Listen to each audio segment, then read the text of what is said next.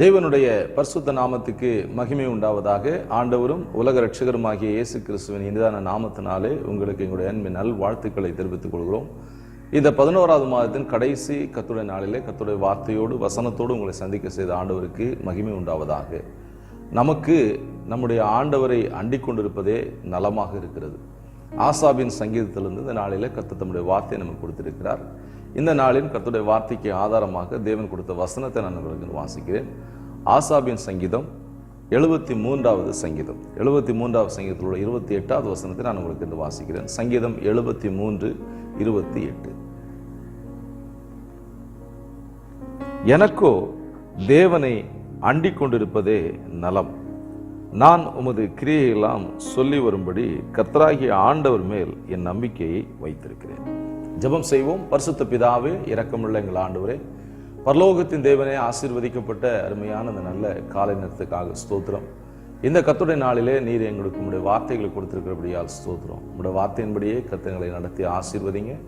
தயவுள்ள சித்தத்தை எங்களுக்குள்ளே பூரணமாய் நிறைவேற்றி உங்களுடைய நாமத்தை மையப்படுத்துவீராக. இயேசுவின் நாமத்தில் வேண்டுகிறோம் பிதாவே, ஆமென். தேவனுடைய பரிசுத்த நாமத்துக்கு மகிமை உண்டாவதாக. நாம் வாசித்த இந்த சங்கீதத்தை எழுதியவர் தாவீதுடைய பாடகர் குழுவில் இருந்த ஆசாப் என்கிறதான ஒரு நல்ல ஆண்டுடைய மனுஷன். இந்த மனுஷன் தன்னுடைய சங்கீதத்தை முடிக்கும் போது இப்படி எழுதுகிறார்: எனக்கோ கர்த்தரை அண்டிக் கொண்டிருப்பதே நலம். நம்முடைய வாழ்க்கையில நாம் யாராலும் அண்டிக் கொண்டிருப்போம், மனுஷரை அண்டிக் கொண்டிருப்போம், பலவித ஆதரவுகளை நாம் அண்டிக் கொண்டிருப்போம், பணத்தை அண்டிக் கொண்டிருப்பாங்க நிறைய பேர் சொத்துக்களை அண்டிக் கொண்டிருப்பாங்க. ஆனா பரிசுத்த வேதாகமத்திலே பரிசுத்த ஆவியான பதிவு செய்திருக்கிறார், நாம் கர்த்தரை அண்டிக் கொண்டிருப்பதுதான் நமக்கு நலம். இந்த சங்கீதத்தின் அடிப்படையில் இந்த நாளில் கர்த்தர் நம்முடைய வார்த்தை நமக்கு கொடுக்க போகிறார். நம்முடைய கர்த்தர் நமக்கு கொடுக்க போகிற செய்தியை நாம் கவனமாக கவனித்து ஆசீர்வதிக்கப்பட பரிசுத்த ஆவியான உதவி செய்வாராக. இந்த அறிக்கையை எப்பொழுது ஆசாப் செய்கிறார் என்று சொன்னால், துன்மார்க்கருடைய வாழ்க்கையெல்லாம் கவனித்து பார்க்கிறார், துன்மார்க்கருடைய வாழ்க்கையை விவரிக்கிறார். வசனம் 3வது வசனம் நீங்க வாசிங்கன்னா, துன்மார்க்கரின் வாழ்வை பார்க்கிறார். 4வது வசனத்துல அவர்களுக்கு இடுக்கண் இல்லை, அவருடைய பலன் உறுதியா இருக்கிறது. 5வது வசனத்துல துன்மார்க்கருக்கு வருத்தமே இல்லை, அவர்கள் மிகவும் சந்தோஷமா இருக்கிறாங்க, வியாதியே இல்லாமல் இருக்கிறாங்க. 7வது வசனம் நீங்க வாசிங்கன்னா, அவனுடைய பார்வை எடுப்பா இருக்கிறது, ரொம்ப எடுப்பா பார்க்குறாங்க, அவங்க விரும்புவதை காட்டிலும் அதிகமாக அவங்களுக்கு நன்மையான காரியங்கள் கிடைக்குது. 9வது வசனம் நீங்க வாசிங்கன்னா, வானம் மட்டும் அவர்கள் வாய் எட்ட பேசுகிறாங்க, ரொம்ப அதிகமாக பேசுறாங்க. வசனம் 12வது வசனத்துல அவர்களுடைய ஆஸ்தி பெருகி கொண்டே இருக்கிறது.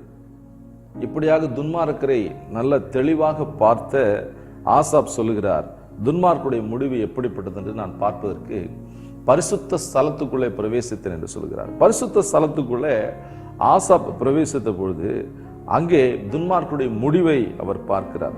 துன்மார்க்குடைய முடிவு மிகவும் விசனமாக இருந்தது. துன்மார்க்குடைய முடிவு எப்படின்னு சொன்னால், 18ஆம் வசனத்துல அவனை சறுக்கலான இடத்துல நிறுத்தி பாழான இடத்துல அவனை விழப்பண்ணுகிறார். பிரியமானவர்களே, இந்த நல்ல அருமையான கால வேளையில கர்த்தர் நமக்கு சொல்லுற முக்கியமான வார்த்தை, துன்மார்க்கருடைய காரியங்களை நாம் பார்த்து தேவனுடைய உன்னத ஆசீர்வாதங்களை இழந்து போகாமல் இருக்க வேண்டும். துன்மார்க்குடைய முடிவு மிகவும் பயங்கரமா இருக்குது. சங்கீதம் 9ஆம் சங்கீதம் 17ஆம் வசனத்துல யார் துன்மார்க்கன் என்பதை ஆண்டவர் பதிவு செய்து வைத்திருக்கிறார். தேவனை மறக்கிறவர்கள் ஆண்டவருடைய நாமத்தை மறுதலிக்கிறவர்கள் துன்மார்க்கர். சங்கீதம் 10ஆம் சங்கீதம் 3ஆம் வசனம் நீங்க வாசிங்கன்னா, பெருமை பேசி தேவனை அசட்டை பண்ணுகிறவர்கள் துன்மார்க்கர்.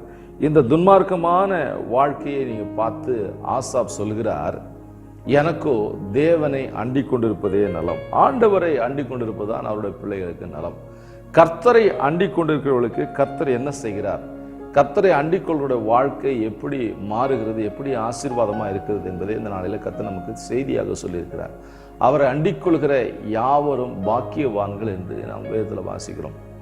குமாரன் கோபம் கொள்ளாமலும் நீங்கள் வழியிலே அழியாமலும் அவருடைய பாதத்தை முத்தம் செய்யுங்கள். கொஞ்ச காலத்தில் அவருடைய கோபம் பற்றி இருக்கிறது. அவரை அண்டிக் கொள்கிற யாவரும் பாக்கியவான்கள். இந்த கடைசி காலத்துல கர்த்தரை அண்டிக் கொண்டிருப்பதுதான் நமக்கு நலமாக இருக்கிறது. எல்லாரும் என்னத்தையும் அண்டிக் கொண்டிருக்கிறாங்க, ஆனா நாம் நம் ஆராதிக்கிற தேவனை அண்டிக் கொண்டிருப்பது நமக்கு நலமாக இருக்கும். 1. 2. இந்த காலவெளியில கர்த்தர் நமக்கு சொல்லுற முக்கியமான காரியம், தேவனை அண்டிக் கொண்டிருக்கிறவர்களுக்கு கர்த்தர் என்ன கொடுக்கிறார். லூக்கா 15:15 வாசிங்கன்னா, இளைய குமாரன் எல்லாவற்றையும் இழந்து சொத்துக்கள்லாம் அழித்து அந்த தேசத்து குடியான் போய் ஒட்டி கொண்டான், அவனை அண்டிக் கொண்டான். அப்படிப்பட்டவனுடைய வாழ்க்கையில கடைசியில் புசிப்பதற்கு ஆகாரம் கூட கிடைக்கல, அவன் சாகிற நிலைமைக்கு அவன் போய்விட்டான்.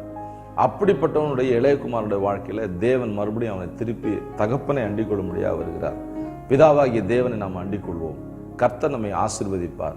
தேவனை அண்டிக் கொள்கிறவர்களுக்கு தேவன் எப்படி இருக்கிறார் என்பதே இந்த நாளில் கர்த்தர் செய்தியாக சொல்ல போகிறார்.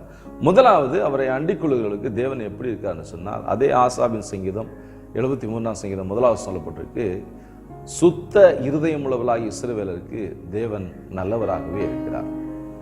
ஆண்டவரை அண்டிக் கொள்கிறவர்களுக்கு அவர் நல்லவராக இருக்கிறார். நம்முடைய தேவன் நல்லவர். நல்லவரை போல இந்த உலகத்தில் வாழ்கிறவர்கள், நல்லவர்களைப் போல நடிப்பவர்கள், நல்லவர்களைப் போல பேசுகிறவர்கள் ஏராளம் உண்டு. ஆனால் உண்மையாகவே மெய்யான தேவனாகிய இயேசு கிறிஸ்து தான் நம்முடைய வாழ்க்கையில் நல்லவராக இருக்கிறார். அவர் யாருக்கெல்லாம் நல்லவராக இருக்குன்னு சொன்னால், சுத்த இருதயம் உள்ளவர்களாகிய இஸ்ரவேலுக்கு தேவன் நல்லவராக இருக்கிறார். எப்படி நல்லவர் என்று சொல்லுவோம்? ஆண்டவராகிய தேவன் சங்கீதம் 136ஆம் சங்கீதம் 23வது வசனப்படி, நம்முடைய தாழ்வில் நம்மை நினைத்தவர் அவர் தான் நம்முடைய ஆண்டவராகிய இயேசு. அவர் நமக்கு நல்லவர். நம்முடைய தாழ்மையில் எல்லாரும் நம்ம நினைக்க மாட்டாங்க. நம்ம உயர்வாக இருந்தால் எல்லாரும் தேடி வருவாங்க, நம்ம செல்வ செழிப்பாக இருந்தால் எல்லாம் நம்ம நாடி வருவாங்க. நம்முடைய தாழ்வில் நம்ம நினைப்பது நம்முடைய இரட்சகராகிய இயேசு மட்டும்தான். அவர் மிகவும் நல்லவர்.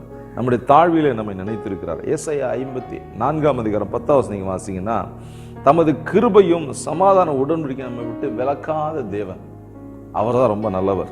1 நாளாகமம் 16ஆம் அதிகாரம் 24ஆம் வசனத்துல அவர் நல்லவர். காரணம், அவருடைய கிருபை நமக்கு என்றென்னைக்கு இருக்கு. எல்லா நேரத்திலும் அவருடைய கிருபை நமக்கு வைத்திருக்கிறார். அவர் மிகவும் நல்லவர். 2 சாமுவேல் 22ஆம் அதிகாரம் 26 முதல் 27 வசனங்கள்ல யாருக்கெல்லாம் கர்த்தர் நல்லவராக இருக்கிறார் என்பதை குறித்து தெளிவாக எழுதப்பட்டிருக்கிறது. உத்தமனுக்கு அவர் உத்தமனாக இருக்கிறார், தயையுள்ளவனுக்கு அவர் தயவுள்ளவராக இருக்கிறார், புனிதனுக்கு அவர் புனிதராக இருக்கிறார். பிரியமானவர்களே, ஆண்டவர் நல்லவர்களுக்கு நல்லவராக இருக்கிறார். அவரை தீமை செய்தவர்களுக்கும் கர்த்தர் நல்லவராகவே இருக்கிறார். பாவத்தை கர்த்தர் வெறுக்கிறார், பாவியையோ கர்த்தர் நேசிக்கிறார். நாம் கர்த்தருடையவர்களாக இருக்கும்போது அவர் நிச்சயமாக நமக்கு நல்லவராக இருக்கிறார். தேவன் யாருக்கெல்லாம் நல்லவராக இருக்காருன்னு சொன்னா, சுத்த இருதயம் உள்ளவர்களாகிய அவருடைய மக்களுக்கு கர்த்தர் நல்லவராகவே இருக்கிறார். மத்தேயு 5ஆம் அதிகாரம் 8வது வசனம் நீங்க வாசிங்கன்னா, இருதயத்திலே சுத்தம் உள்ளவர்கள் பாக்கியவான்கள், அவர்கள் தேவனை தரிசிப்பார்கள். தினந்தோறும் அவரை நோக்கி பார்க்கிற அவருடைய ஜனங்களுக்கு கர்த்தர் நல்லவராக இருக்கிறார். ஒரு சில சமயங்களில் கர்த்தருடைய சத்தம் உங்களுக்கு கேட்காத மாதிரி நீங்க தோணலாம், ஆனால் கர்த்தர் எல்லாவற்றையும் பார்த்து கொண்டிருக்கிறார். நன்மை செய்யும்படி அவருடைய கண்கள் பூமி எங்கும் உலாவி கொண்டிருக்கிறது. நாம் கர்த்தருடைய வார்த்தையை கவனிக்கும் பொழுது அவர் நம்மை நோக்கி பார்த்து கொண்டே இருக்கிறார். அவர் நமக்காக நன்மை செய்ய காத்திருக்கிறார். நிச்சயமாக கர்த்தர் நம்முடைய வாழ்க்கையில அவர் நல்லவராக இருந்து காரியங்களை நமக்கு மாற்றி கொடுக்கிறார். ஆண்டவரை அண்டிக் கொள்கிறவர்களுக்கு கர்த்தர் நல்லவராக இருக்கிறார். இரண்டாவது, கர்த்தரை அண்டிக் கொள்கிறவர்களுக்கு கர்த்தர் என்ன செய்கிறார் சொன்னா, சறுக்கல்களுக்கும் தள்ளாடுதலுக்கும் கர்த்தர் தப்புவிக்கிறார். 3வது வசனம் நீங்க வாசனை 73ஆம் சங்கீதத்தில், ஆனாலும் என் கால்கள் சறுக்குதலுக்கும் என் அடிகள் சறுக்குதலுக்கும் என் கால்கள் தள்ளாடுதலுக்கும் சற்றே தப்பிட்டு. ஆண்டவரை அண்டிக் கொள்கிற மக்களுக்கு தள்ளாட விட மாட்டார். அவர் சறுக்கி விழுவதற்கு விட்டு விடுகிற தேவன் அல்ல, அவர் நம்மை தாங்கி பிடிக்கிற தேவன். யாருடைய கால்கள் தள்ளாடுகிறது என்று சொன்னால், சங்கீதத்தின் புஸ்தகத்துல 51ஆம் சங்கீதத்தில் நீங்க 55ஆம் சங்கீதத்தில் 22ஆம் வசனம் நீங்க வாசிங்கன்னா அதுல சொல்லப்பட்டிருக்கு, கர்த்தர் மேல் உன் பாரத்தை வைத்து விடு, அவர் உன்னை ஆதரிப்பார், நீதிமானை ஒருபோதும் தள்ளாட விட்டார். நீதிமானை கர்த்தர் தள்ளாட விட மாட்டார். கிருபையினாலே அவருடைய மீட்பை கொண்டு நாம் நீதிமான்களாக மாற்றப்பட்டிருக்கிறோம் இலவசமாக. அப்படிப்பட்ட நீதிமான்களை கர்த்தர் தள்ளாட விட்டு விடுகிற தேவன் அல்ல. அது மட்டுமல்ல, பாரத்தை கர்த்தர் மேல் வைக்கிறவர்களை கர்த்தர் தள்ளாட விட்டு விடுகிற தேவன் அல்ல. யாருடைய அடிகளை கர்த்தர் உறுதிப்படுத்த சொன்னா, பாரத்தை அவர் மேல வச்சிருவாங்க. பாரத்தை நிறைய பேர் அவங்க மேலே வச்சு தள்ளாடிட்டு வர்றாங்க. நிறைய பேர் பாரத்தை சுமந்து கொண்டு மதுபான கடைக்கு போய் தள்ளாடிட்டு வராங்க. நிறைய பேர் சினிமாவுக்கு போய் அந்த பாரம் குறையாம மீண்டும் தள்ளாடுறாங்க. தள்ளாடி வாழ்க்கையில சிரமம் இல்லாமல் நிறைய பேர் தன்னுடைய வாழ்க்கையை முடித்துக் கொள்கிறாங்க.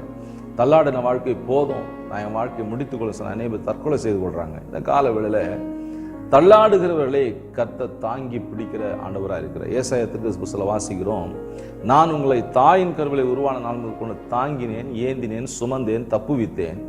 நீங்கள் நிறைய வயதாக வரைக்கும் நான் உங்களை தாங்குவேன், ஏந்துவேன், சுமப்பேன், தப்புவிப்பேன் என்று நான் சொல்கிறார். நம்முடைய பிறப்பிலிருந்து கடைசி மரணம் வரைக்கும் நம்மை தள்ளாட விடாமல் பாதுகாக்கிற ஒரே தெய்வம் நம்முடைய இரட்சகராகிய இயேசு கிறிஸ்து. ஆண்டவரை அண்டிக் கொள்கிறவர்களை கர்த்தர் தள்ளாடுதலுக்கு தப்புவிக்கிறார். அவர்களுடைய கால்களை கர்த்தர் ஸ்திரப்படுத்துகிறார். நாம் தள்ளாடாமல் இருப்பதற்கு தேவனுடைய கரத்தில் நம்ம விட்டு கொடுக்க வேண்டும். ரோமர் 13ஆம் அதிகாரம் 13வது வசனத்துல நாம் சீராய் நடக்க வேண்டும். தள்ளாடாமல் இருக்கணும்னா பகலில் நடப்பதை போல சீராய் நடக்க வேண்டும். அந்தகார கிரியைகளை நம்மை விட்டு அகற்ற வேண்டும். இருளான காரியங்களை நம்ம விட்டு அகற்ற வேண்டும். களியாட்டுகள், வெறிகள், குடிகள் எல்லாவற்றையும் நம்ம விட்டு விலக்கி நாம் கர்த்தரோடு இசைந்தவர்களாக இருக்க கர்த்தர் நமக்கு உதவி செய்வாராக. கர்த்தர் நம்மை நடத்துவாராக. நம்முடைய அடிகளை கர்த்தர் உறுதிப்படுத்துகிற ஆண்டவராக இருக்கிறார். மத்தேயு 14ஆம் அதிகாரம் 30வது வசனம் நீங்கள் வாசிங்கன்னா அதில் சொல்லப்பட்டிருக்கு, இயேசுவை விட்டு கவனத்தை திருப்பின பேதுருடைய வாழ்க்கை தள்ளாடுதலுக்கும் அமிழ்தலுக்கும் உள்ள போயிடுச்சு. தண்ணிக்குள்ள போயிட்டார் பேதுரு. பிரியமானவர்களே, இயேசுவை மேலே நம்ம கவனம் வைத்து போகும்போது நிச்சயமாக அவர் நம்மை தள்ளாட விட மாட்டார். நம்மை அணைத்துக் கொள்ளுகிற, நம்மை தேற்றி அணைக்கிற ஆண்டவராக இருக்கிறார். ஆண்டவராகிய தேவன் அவரை அண்டிக் கொள்கிறவர்களுக்கு கர்த்தர் நல்லவராக இருக்கிறார். இரண்டாவது, அவரை அண்டிக் கொள்கிறவர்களை கர்த்தர் தள்ளாடுதலுக்கும் சறுக்குதலுக்கும் கர்த்தர் தப்புவிக்கிறார். மூன்றாவதாக, அவரை அண்டிக் கொள்ளுகிற மக்களுக்கு கர்த்தர் கொடுக்கிற ஆசீர்வாதம் 23வது வசனம் நீங்க வாசிங்கன்னா, அவரோடு இணைத்து கொண்டு தாங்குகிறார். அவரோடு இணைத்துக் கொள்கிறார். நம்மை அவரை அண்டிக் கொள்கிறவர்களை கர்த்தர் அவரோடு இணைத்துக் கொள்கிறார். அவரை அண்டிக் கொள்ளாதவர்களை கர்த்தர் அவரோடு இணைத்துக் கொள்ள மாட்டார். அவரோடு இணைந்து இருக்கிறவர்கள் நிச்சயமாக தாங்கி பிடிக்கப்படுகிறார்கள். அவருடைய கால்கள் உறுதியாக இருக்கும்.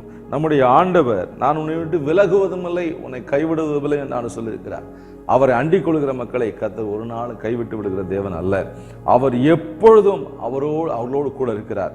யார் அவரோடு கூட இருக்க முடியும்னு சொன்னா, அவரோடு தங்க விரும்புகிறவர்கள் மாத்திரம்தான் அவரோடு கூட இருக்க முடியும். அவரோடு நிரந்தரமா தங்கணும் அப்படின்னு நினைக்கிறவங்க மாத்திரம் கர்த்தரோடு நடக்க முடியும். கர்த்தரோடு நடக்கிறவர்கள் அவரோடு கூட இணைத்து கொண்டு கடைசி வரைக்கும் அவர் தாங்குகிறார்.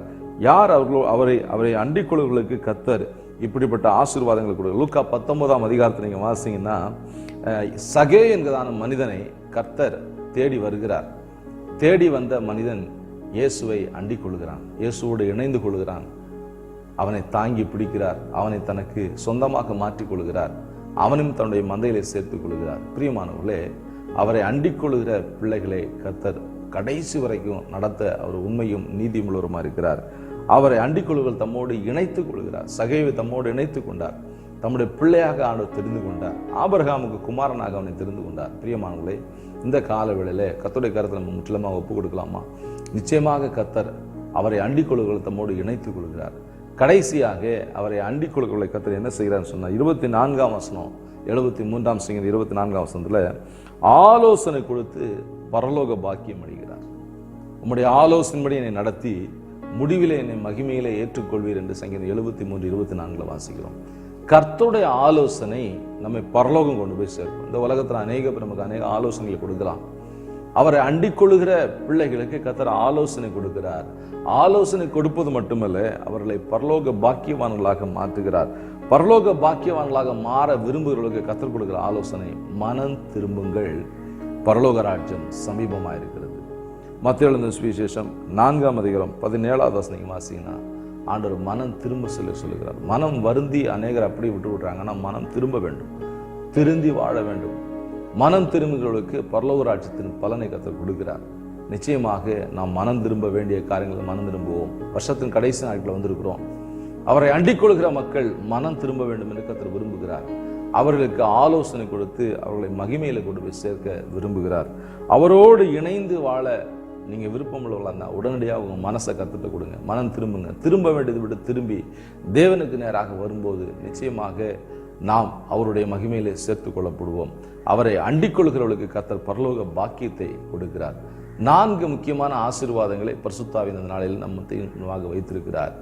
முதலாவது, அவரை அண்டிக் கொள்கிறவர்களுக்கு கர்த்தர் நல்லவராக இருக்கிறார். இரண்டாவது, அவரை அண்டிக் கொள்கிறவர்களை கர்த்தர் சறுக்கல்களுக்கும் தள்ளாடுதலுக்கும் கர்த்தர்களை தப்புவிக்கிறார். மூன்றாவதாக, அவர்களை அண்டிக் கொள்கிறவர்களை கர்த்தர் தம்மோடு இணைத்து கொண்டு அவர்களை தாங்குகிறார். கடைசியாக, தம்மை அண்டிக் கொள்கிறவர்களுக்கு கர்த்தர் ஆலோசனை கொடுத்து பரலோக பாக்கியத்தை அவர்களுக்கு கொடுக்கிறார். பிரியமானவர்களே, ஆண்டவரை அண்டிக் கொள்வோமா?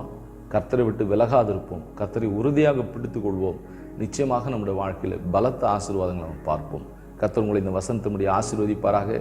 கர்த்தரை அண்டிக் கொள்ளுங்கள், கர்த்தரோடு இணைந்திருங்கள். நிச்சயமாக கர்த்தர் உங்களை கைவிட மாட்டார். கர்த்தர் நம்மோடு இருப்பார், பெரிய காரியங்களை செய்வாராக.